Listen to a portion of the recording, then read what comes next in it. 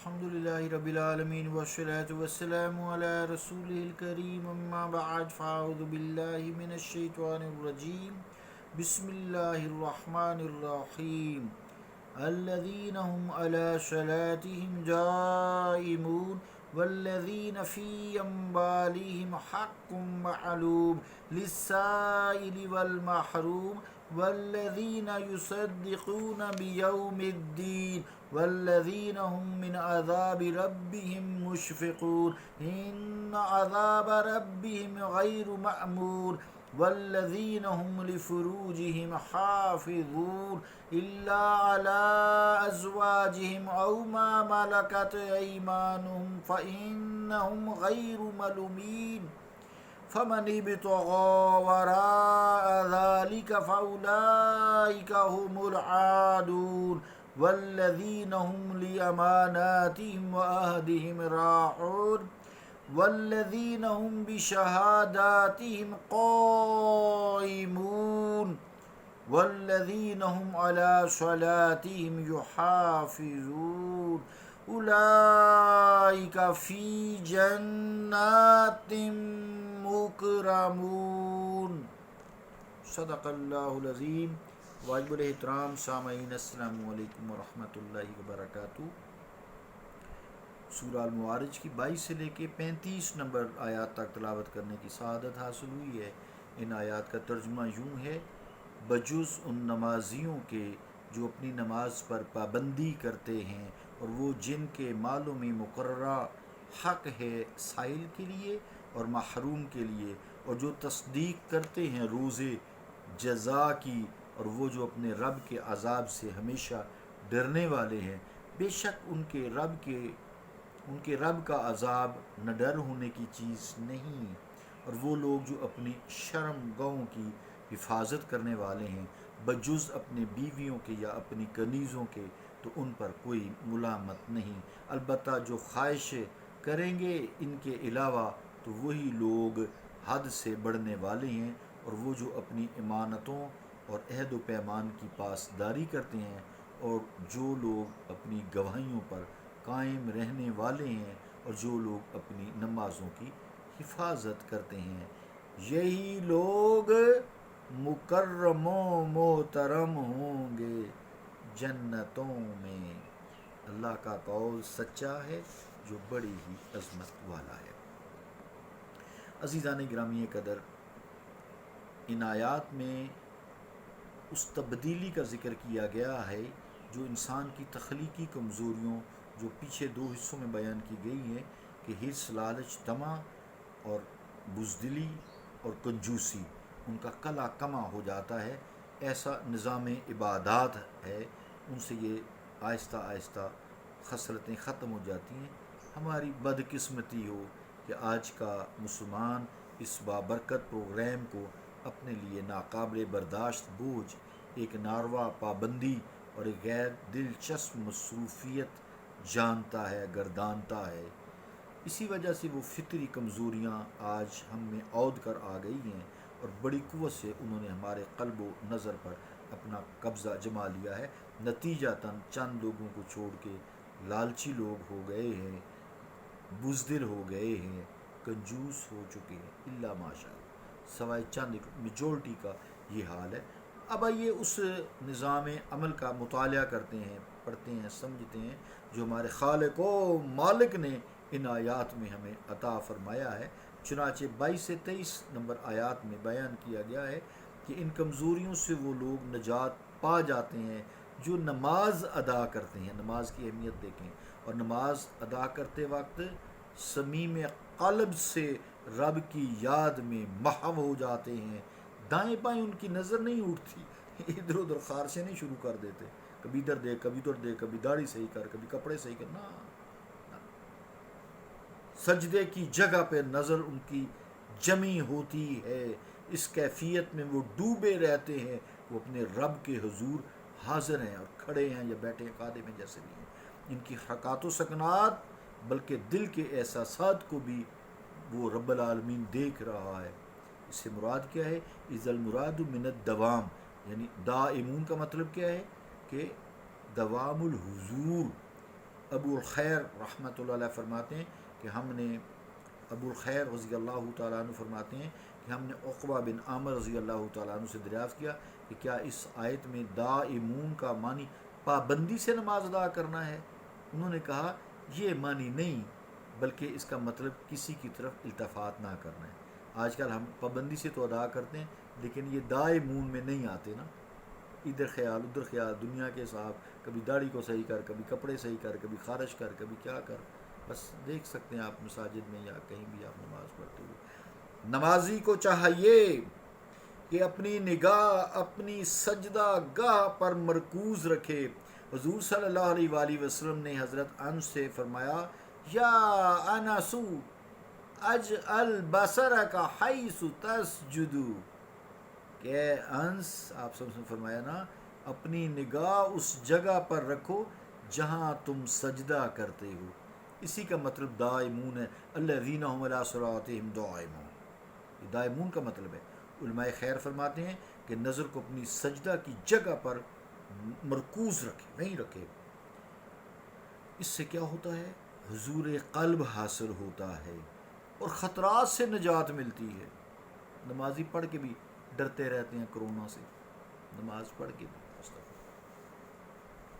عزیزان گرامی، 24 سے 25 نمبر جو آیت ہے، اس میں فرمایا وہ اپنے مال کو اپنی ذات کے لیے مختص نہیں کرتے، بلکہ اس میں سے خاص حصہ مقرر ہے جو ان پہ فرض ہے، وہ ایک الگ بھی ہے۔ زکوٰۃ تو دیتے ہی ہیں، صدقہ فطر دیتے ہیں، قربانی کی کھال بھی صدقہ کر دیتے ہیں، سارے یہ جو فرضی کام ہے وہ تو کرتے ہیں نا، واجب کام ہے، لیکن وہ سائلوں اور محروموں کو اس کے علاوہ ان پہ ان کی نظر رہتی ہے۔ سائل سے مراد جو ہوتا ہے مانگنے والا جو ہاتھ پھیلاتا ہے، محروم سے مراد وہ شخص ہے، یہ پیشہ ور بکاری نہیں ہے جو ضرورت کے تحت مانگ، جو سارا دن سڑکوں پہ لگے پھرتے ہیں، یہ اس میں شامل نہیں ہے۔ اس کو آپ دیں یا نہ دیں آپ کی مرضی، کوئی گناہ نہیں ہے، نہ دیں تو ٹھیک ہے، السلام علیکم جناب معاف فرمائیے کہہ دیں، کیونکہ یہ حدیثوں آگ کے ٹکڑے مانگتے ہیں۔ نبی مکرم سے فرماتے ہیں یہ ٹکڑے مانگتے ہیں، تمہارا دل کرے ان کے منہ میں ٹکڑا ڈال دو، آگ کا تھوڑا ڈالو یا زیادہ ڈالو۔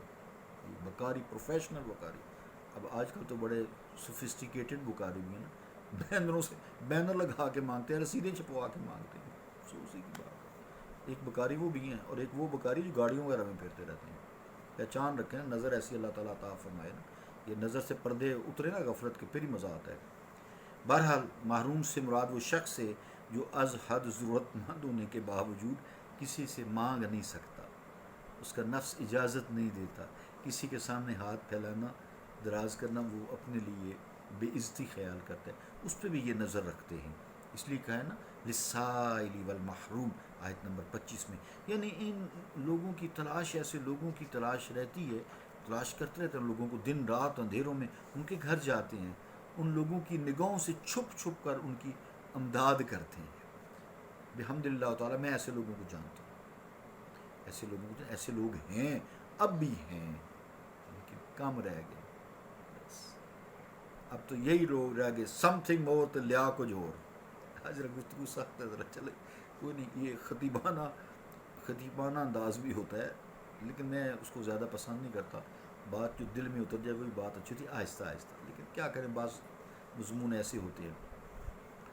آگے 26 نمبر آیت میں فرمایا کہ یہ لوگ زندگی کو آخری زندگی خیال نہیں کرتے، بلکہ ان کا ایمان ہے قیامت کے روز پر، کہ دوبارہ زندہ ہو کر قبروں میں جائیں گے، اس کے بعد زندہ کیا جائے گا، اس کے بعد پھر مارا جائے گا، پھر زندہ کیا جائے گا، پھر قیامت کے دن اللہ کے حضور پیش کی جائیں گے، بعض پرس ہوگی، کیا قبر میں بعض پرس ہوگی، یہ بھی ہمارا ایمان ہے۔